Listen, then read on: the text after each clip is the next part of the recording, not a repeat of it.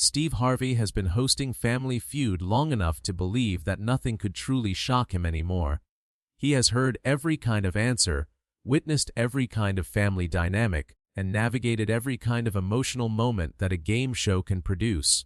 But on a Monday evening in September 2025, a wife reached into her purse in the middle of a taping, pulled out a stack of printed text messages, and began reading them out loud on the Family Feud stage. And the messages were not hers. They were her husband's, sent to another woman, over the course of 14 months. And as she read them, word by devastating word, Steve Harvey stood 3 feet away with an expression on his face that 200 people in the studio and eventually over 100 million viewers around the world would describe the same way. He looked like a man watching a house of cards collapse in slow motion, knowing there was nothing he could do to stop it and knowing he should not even try. There was a time when a person's private messages were just that, private. There was a time when the words a man typed to someone in secret would stay in the shadows where he put them. But when Alicia Monroe printed those messages, stacked them neatly in her purse, and carried them onto a nationally televised game show stage, she made a decision that those words did not deserve the darkness anymore. They deserved to be heard, not whispered, not paraphrased, read. And what Steve Harvey heard that evening made him stop the show, sit down on the edge of the stage, and deliver a speech about honesty and manhood that would be quoted for years to come. If you believe that the words people send in secret reveal who they really are, hit that like button and subscribe to our channel right now. What this wife reads on stage is something her husband never imagined anyone would hear, and Steve Harvey's reaction is something you will never forget. Alicia Monroe was 39 years old. She was from Mobile, Alabama, the only daughter of Henry and Ruth Monroe, a longshoreman and a school cafeteria manager who had been married for 47 years and had never spent a single night apart. Alicia grew up in a house where marriage was not something you questioned. It was something you honored. Her parents did not have a perfect relationship. They argued about money, about household chores, about whose turn it was to drive Alicia to dance practice. But they argued in the open, resolved things in the open, and went to bed every night in the same house, in the same bed, facing whatever tomorrow brought together. Ruth told Alicia once, when she was about 15, "Baby, marriage is not about finding someone who never makes you angry. It is about finding someone who is honest enough to fight fair." Alicia carried that sentence like a compass. It pointed her in the right direction for most of her life, and it would eventually point her toward the most painful truth she had ever faced. Alicia was a gifted writer from a young age. She won her first essay contest in 6th grade and edited her high school newspaper. She earned a journalism degree from the University of South Alabama and took a job at a small newspaper in Mobile covering local government. She was thorough, careful, and had an instinct for knowing when a story was not adding up. Her editor once told her that Alicia had what he called the nose, the ability to sense when someone was not telling the whole truth, even when the surface of the story looked clean. Alicia thought of it as a professional skill. She did not realize it was also a survival skill until she needed it at home. After 8 years at the newspaper, Alicia transitioned to communications work, taking a job as the public relations director for a nonprofit in Montgomery, Alabama, that provided after-school programs for underprivileged children. She wrote grant proposals, press releases, and fundraising appeals. She was good with words. She understood their power, their weight, their ability to build things up or tear them down. Words were her livelihood and her love language. When she fell in love, it was with a man who seemed to understand that. She met Corey Monroe at a charity gala when she was 27. Corey was 30, a mid-level manager at an insurance company in Montgomery. He was well-dressed, well-spoken, and had a quiet intensity that set him apart from the louder men in the room. What drew Alicia to Corey was the way he communicated. He wrote her letters during their courtship. Not texts, handwritten letters on actual stationery. He wrote about his childhood, his values, his vision for the future. He wrote about what he admired in Alicia and what he hoped their life together could look like. Alicia, the woman who had built her entire career around the power of words, fell in love with Corey's words before she fell in love with the man himself. They married after 2 years of dating. The ceremony was at her parents' church in Mobile. Henry walked Alicia down the aisle with tears streaming down his face. Ruth sat in the front pew in her best dress, holding a handkerchief she had ironed that morning. Corey read his vows from a handwritten letter, the last letter he would ever write Alicia by hand. She did not know that at the time. She thought it was the beginning of a lifetime of beautiful words. It turned out to be the end.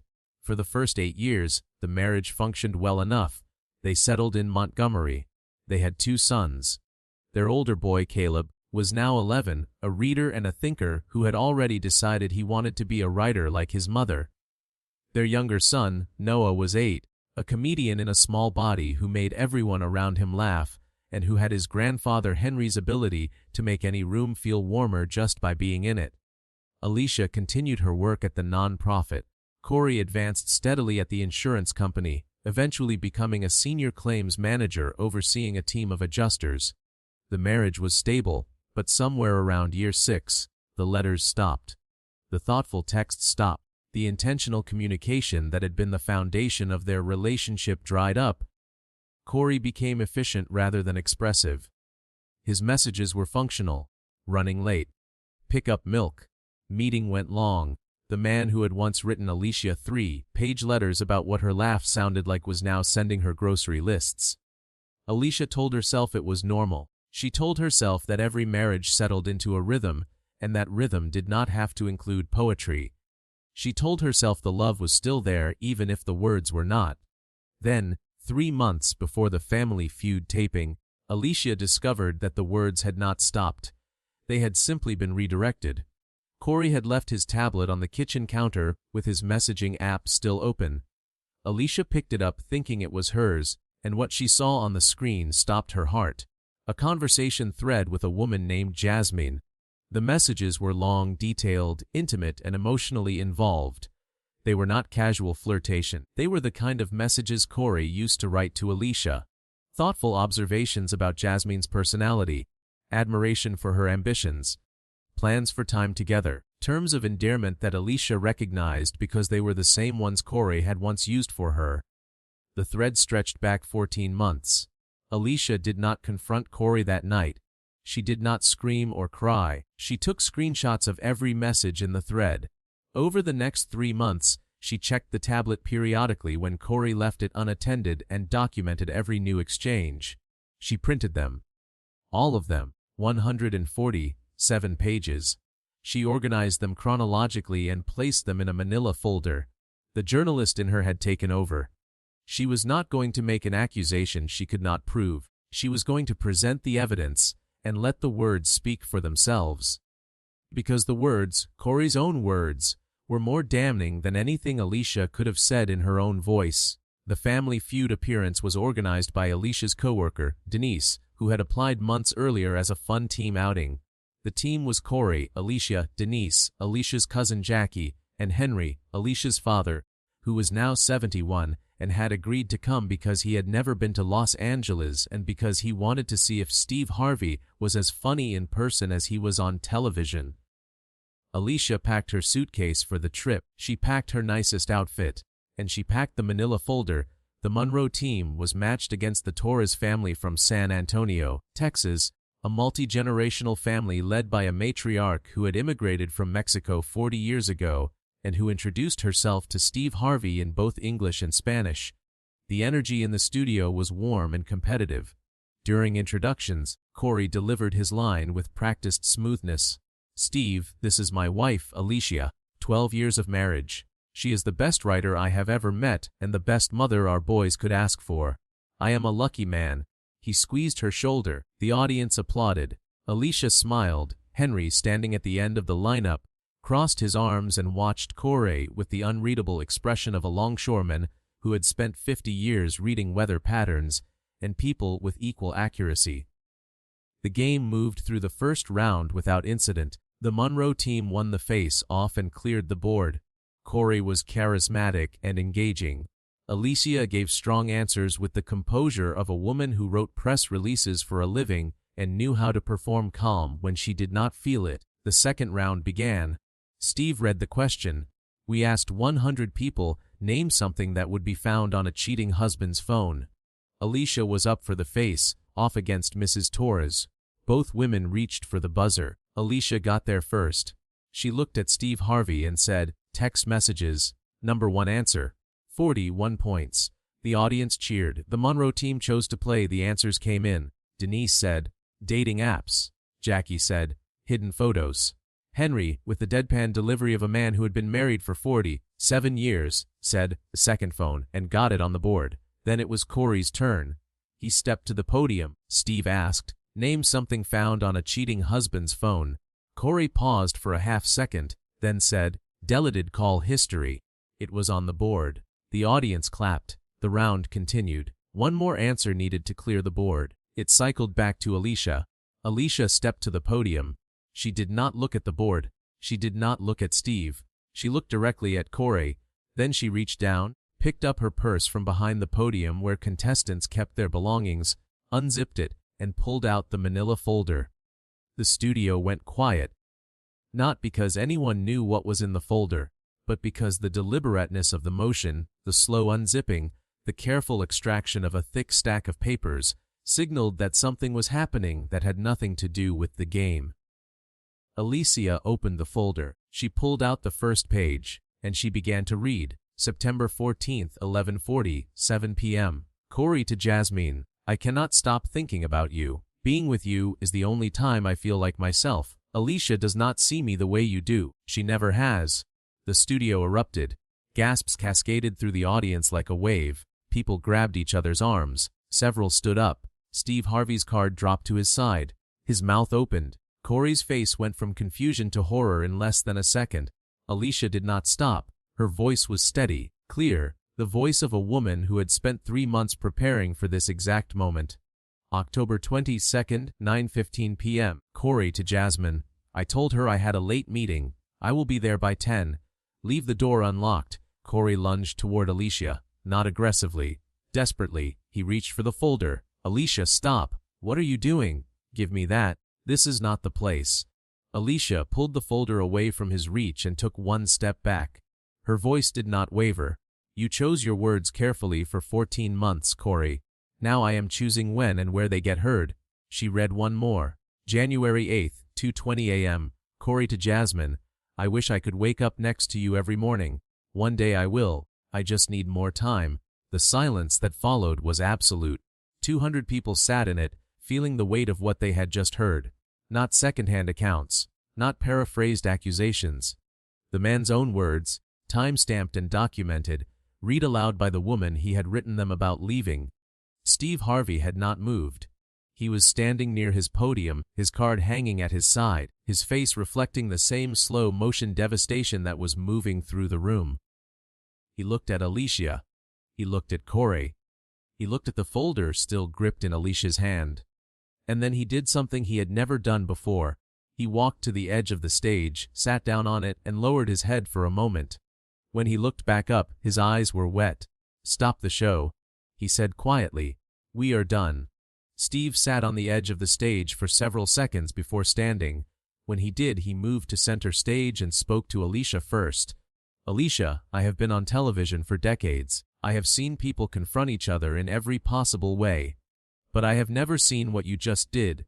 You did not accuse. You did not summarize. You did not paraphrase. You read that man's own words back to him, his words, his timestamps, his promises to another woman. You let him convict himself with his own language. And I have to tell you, as someone who has spent his life working with words, that was the most devastating use of language I have ever witnessed. Alicia stood with the folder still in her hand, her chin level, her eyes glistening but controlled. Denise had moved to stand beside her. Jackie was holding Alicia's other arm. Henry stood 2 feet behind his daughter with his arms at his sides and his jaw set like a dock cleat. Then Steve turned to Corey. Corey, I need to talk to you, and I need you to listen. Not respond. Listen. Corey was standing with his hands pressed against his face. The polish was gone. The charm was gone. He looked like a man who had been turned inside out. You wrote your wife love letters when you were dating her. She told me that during introductions. That is what made her fall in love with you, your words. The way you expressed yourself, the way you made her feel seen through language, that was your gift, Corey.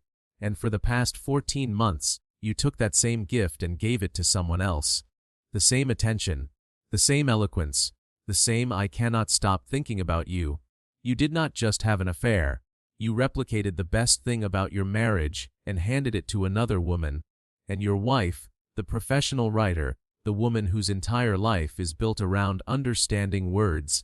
She read every single one of them. She did not need a detective. She did not need a phone hacker. She just needed to read. Because reading is what she does, and your words told her everything she needed to know. The audience applauded heavily. Steve was not done. But here is what kills me, Corey. You stopped writing to your wife.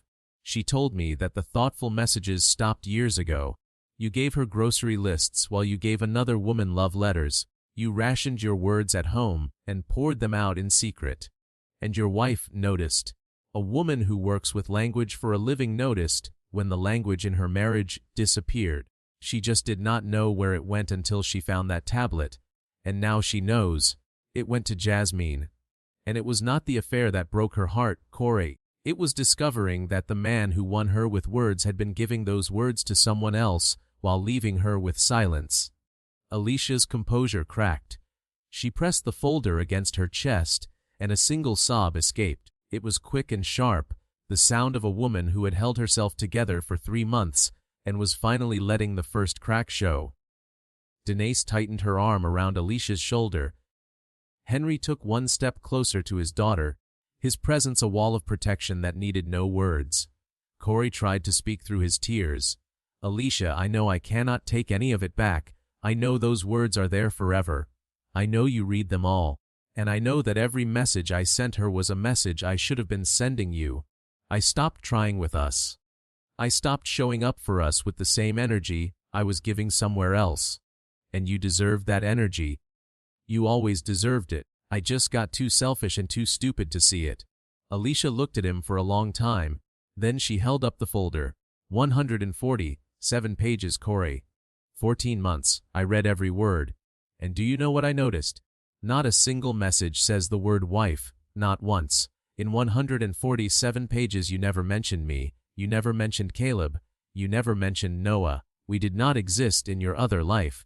You erased us with silence. And that, Corey, that is worse than anything you wrote. The things you said to her hurt me. But the fact that you never mentioned us at all, that is what I cannot forgive.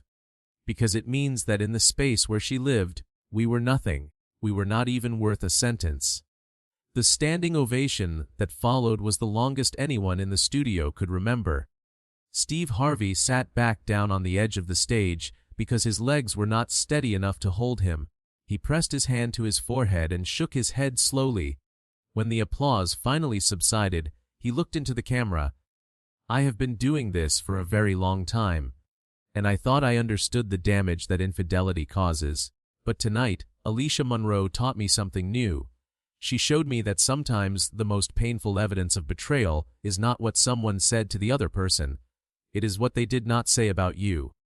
147 pages, and her name never appeared. Her children's names never appeared. That kind of erasure is its own kind of violence.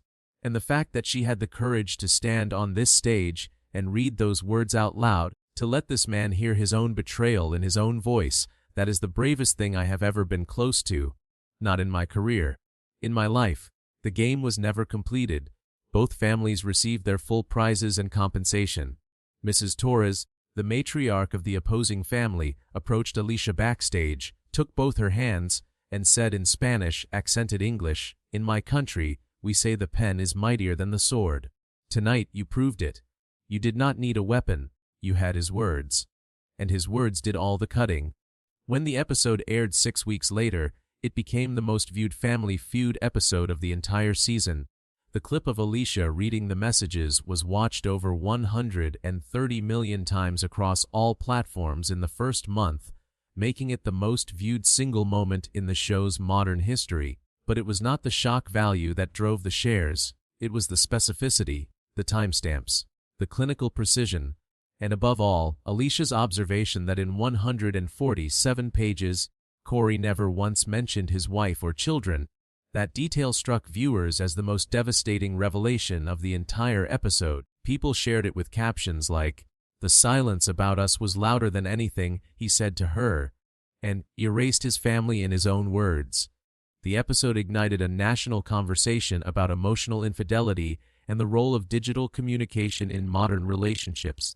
Therapists and relationship counselors reported a surge in clients bringing printed message threads to sessions, using Alicia's approach as a model for how to present evidence without emotional escalation. A family therapist in Washington wrote a widely shared article arguing that Alicia's decision to read the messages aloud rather than summarize them was therapeutically significant.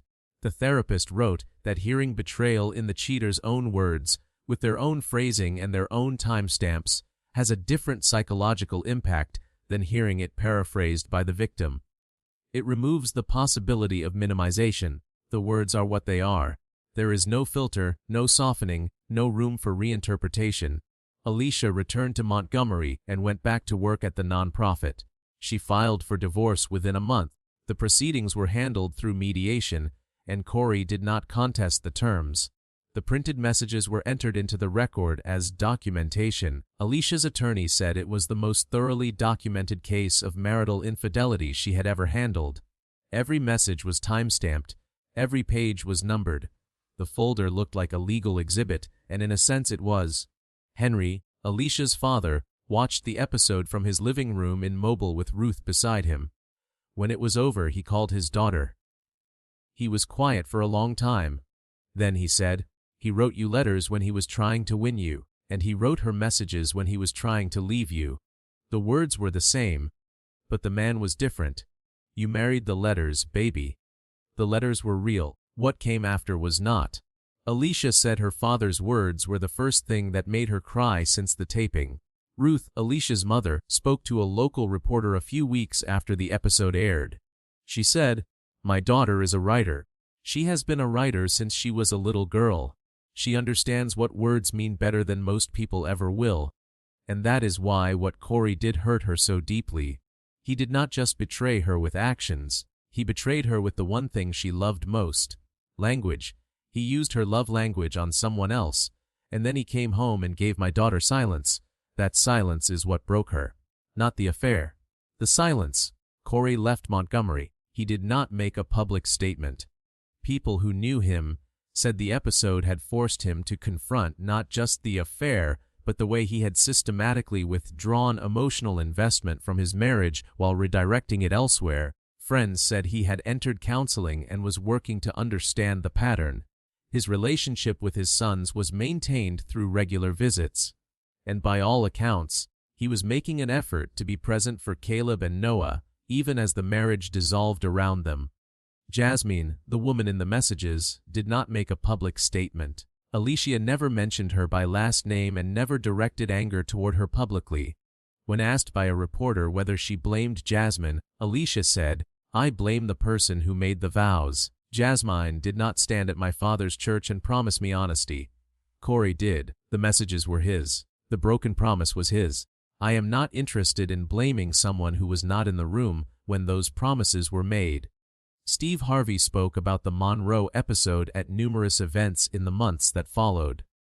At a writers' conference in New York, he gave a keynote that referenced the episode directly. "I have spent my career around words. I write books. I give speeches. I host a show where the whole point is finding the right answer. But the most powerful use of language I have ever witnessed was not from a novelist or a poet or a politician.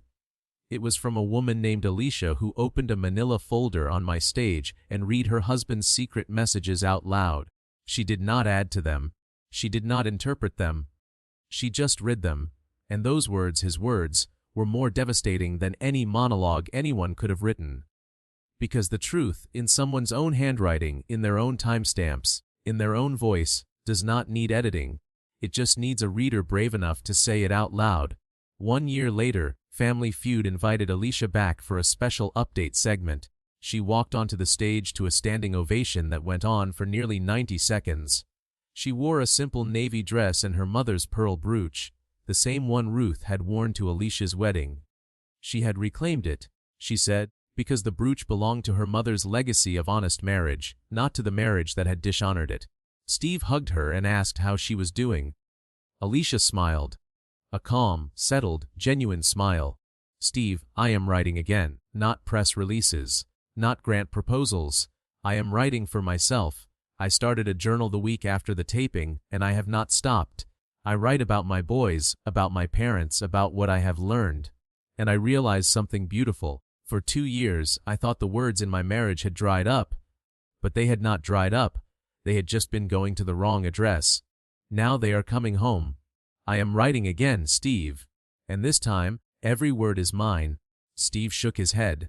Alicia Monroe, you walked onto my stage with a manila folder and 147 pages, and you changed the way this country thinks about honesty, language, and the damage of silence. You did not need to raise your voice. You raised a folder, and that folder said more than any scream ever could. The story of Alicia Monroe and the night she read her husband's secret messages on the Family Feud stage endured as one of the most referenced moments in modern television history, not because of the betrayal, which was painfully common, but because of the method. Alicia understood, the way only a writer could, that words were permanent. That messages sent in the darkness of 2 a.m. carried the same weight in the light of a television studio. That a man's own language, given back to him in front of the world, was more powerful than any accusation a wife could construct. She let Corey's words do the talking, and his words said everything. Caleb, Alicia's 11-year-old son, the one who wanted to be a writer like his mother, gave Alicia a handwritten letter on her birthday that year. It was 3 pages long, written on lined notebook paper in careful, deliberate handwriting. Alicia read it alone in her bedroom and cried for an hour. She never shared the contents publicly, but she told a friend that the letter reminded her of the man she had married, the one who knew that the most powerful thing you could give someone was your words on paper. My son writes like his father used to, Alicia said. But my son will write those words to the people who deserve them. I will make sure of that.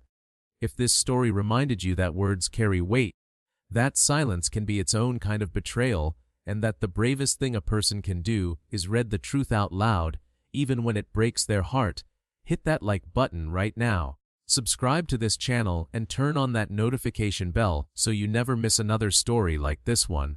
We bring you the most incredible and emotional Family Feud moments every single week. Real families, real words, and real courage. Thank you for watching, and we will see you in the next one.